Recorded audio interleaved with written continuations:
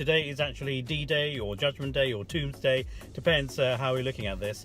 Now, I've actually lost a bit of weight, which is great because I've been doing more exercise, eating more healthy during this process to keep the mind alert and fresh, but it's something that needs to continue regardless of the outcome of the consultation, because I think a healthy body, healthy mind is very important. So I hope you've signed up onto a program that I mentioned a few days ago.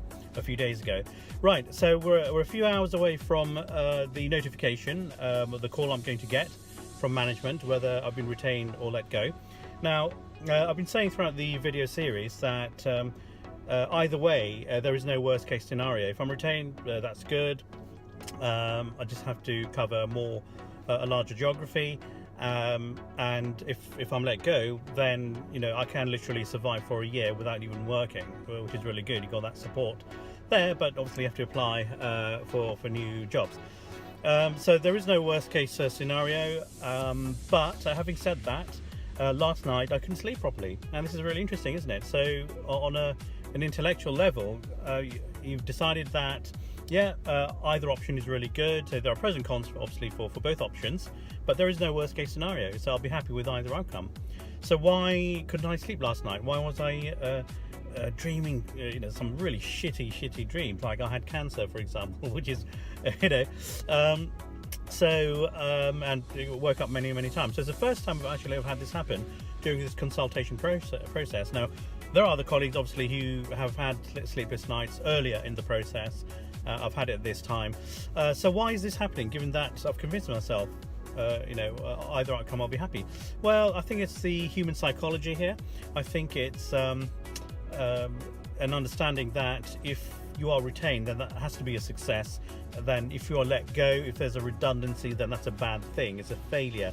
I think psychologically that might be what's playing, and I think society would probably view it that way, even though I don't view it that way, and hopefully you won't view it that way as well. So I think there's a difference between the emotion and the intellect, and there's that conflict again I've been dealing with. So anyway, I think the only way to overcome this sleepless night is to wake up later and just go in there with the positive thoughts, the positive quotes, the motivational videos, the scriptures that I've mentioned, to get back up to that level and reintegrate your mind with your emotions.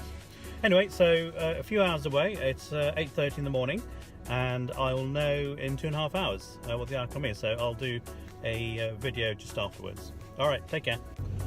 Well, I have 45 minutes left until I get the call from the office with regards to the outcome of my position. And I thought I'd still do this video in the interim because I'm on my way to a meeting. So when I do get the call, I'll have to come out of the meeting. So it's still, life still has to go on, business as usual, despite the imminent nail-biting phone call I'm going to get. And also, I've just been using the time to fire off applications to other companies and register with them as well, because I'm leaving no stone unturned. Unless I get the confirmation that I've been retained, I just want to make damn sure I'm still sending off applications and getting that exposure in the market. Now, if I am let go, then that's fine, because at least I've started the process of applying and have interviews ready next week, and have interviews ready and have interviews sorted out for next week. And if I'm retained, then obviously I have to have a rethink as to my next steps, whether I really want to stay or not. If I don't want to stay and they want to keep me, then obviously I can't get the redundancy package, but that's something I might need to discuss and negotiate. Anyway, there are choices, so I suppose the next video will be after I've had that phone call. All right, take care. Hi everyone.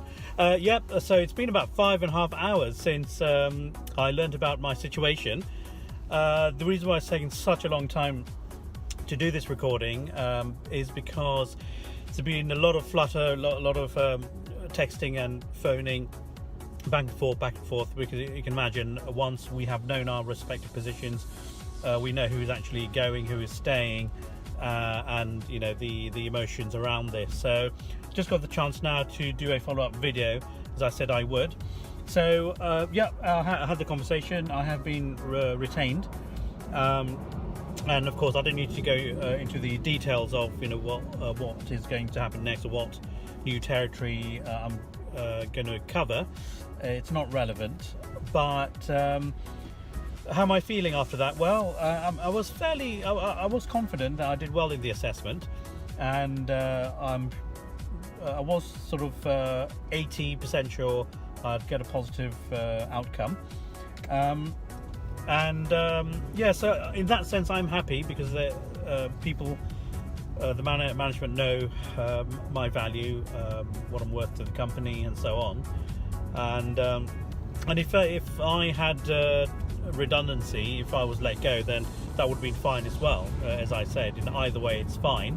But I suppose even if you're expecting redundancy and they actually give you redundancy, then there can actually probably be a negative effect, because you think, oh, they don't actually value me. You have that emotion going through as well. Anyway, so a lot of discussions I've been having, and I still have interviews coming up with external companies. I'm still going to pursue them because I've started the process.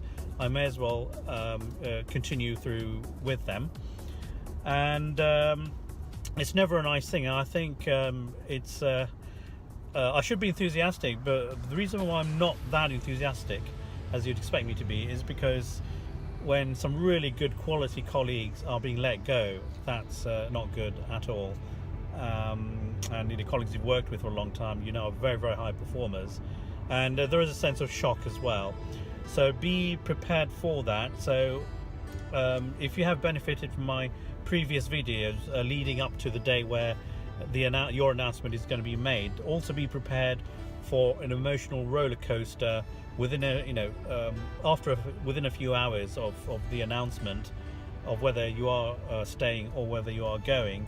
Even though psychologically you might be prepared for either or, I think emotionally it can still have an impact, and just allow yourself to go through that. There may be anger, there may be shock, frustration, but you would need to let it die down. Speak to your colleagues, and try to help each other. This is probably the most crucial time where your colleagues would need you, and vice versa, you'll need them.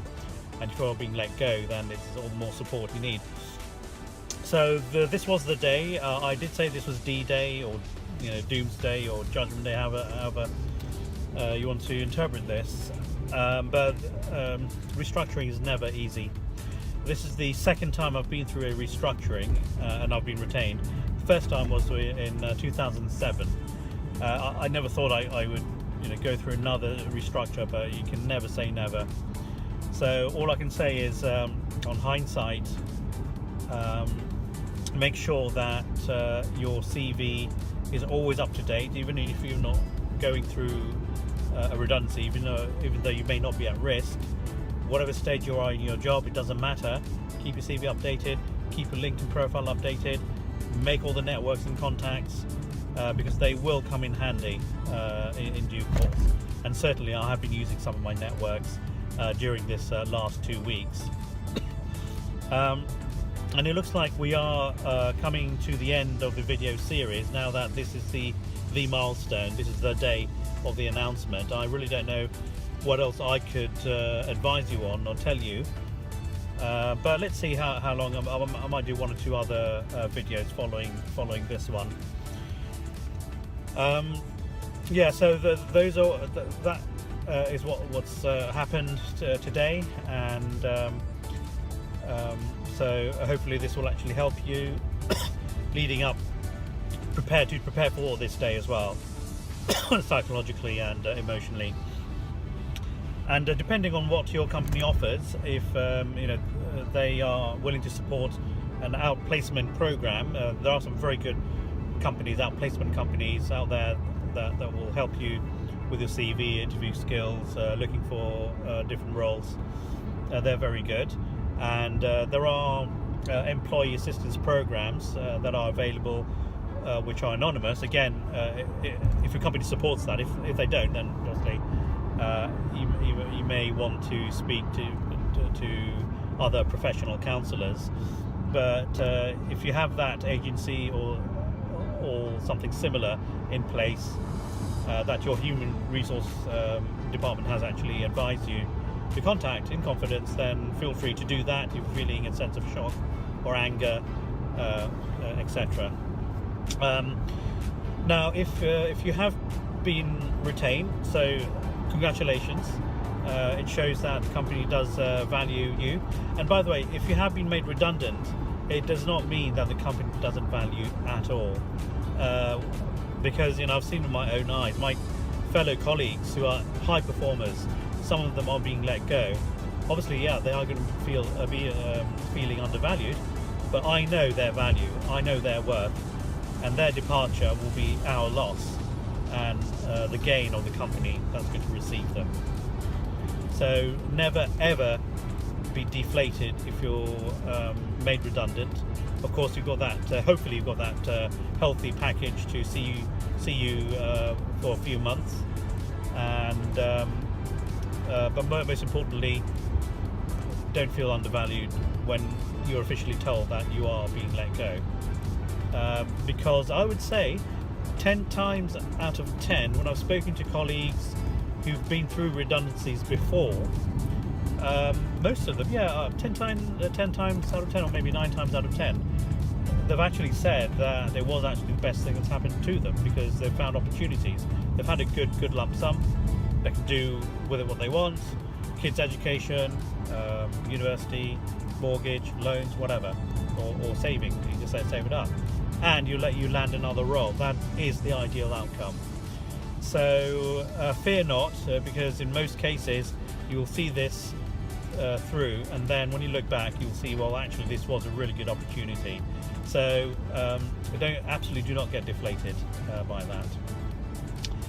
If you've been retained, I'm sorry, what I'm saying is not really structured properly, because I'm still in this phase, this days at the moment, because of what's going on.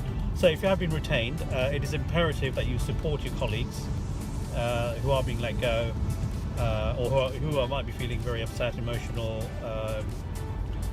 Then do the best you can. It's not just emotional support, but practical support as well. If you are one of the high performers in your company, then help them. Have a look at their CVs, see what needs improving. Get them. If you already have an established network with agencies or other companies, use your contacts to help your colleagues, and maybe think of other practical ways you can help them that I've missed out here. Okay, so that's it for today. So you've seen that from day one, when it all started, the consultation process right up to today, and the various emotions and thoughts that I've shared with you, and I hope that you have benefited from this.